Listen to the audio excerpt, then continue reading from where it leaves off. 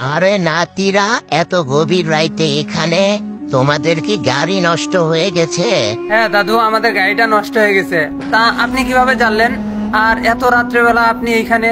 আমি সবই জানি, আর এখানে আমার একটা বাসা আছে। তোমাদের যদি কোনো সমস্যা না থাকে এখানে আজকে রাতটা থাকতে পারো। এমনিতেও রাত অনেক হয়ে গেছে, তার মধ্যে আবার বৃষ্টি পড়তেছে। রাকিব, কি বলিস, থাকবি? আচ্ছা, তুই যেটা ভালো মনে করিস। আচ্ছা তাহলে চল যাই দাদুর সাথে, আজকে রাতটা এখানে কাটাই দিই, কালকে সকাল হইলে চলে যাবো। তাড়াতাড়ি করে আসো নাতিরা, তোমাদের বৃষ্টিতে ভিজলে ঠান্ডা লাগবে। আর তোমাদের রুমটা দেখে দিতেছি, এই যে এই রুমটাতে তোমরা থাকবা। আচ্ছা দাদু, ঠিক আছে। আর আজকে এই বিপদের মধ্যে যদি আপনি না থাকতেন তাহলে যে কি একটা অবস্থা হইতো আমাদের।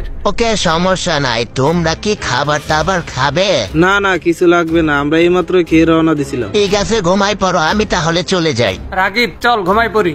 হ্যাঁ, ঘুমিয়ে পড়ি, সকালে আবার এখান থেকে চলে যাইতে হবে। বাসায় বেরিয়ে সবাই চিন্তা করবো।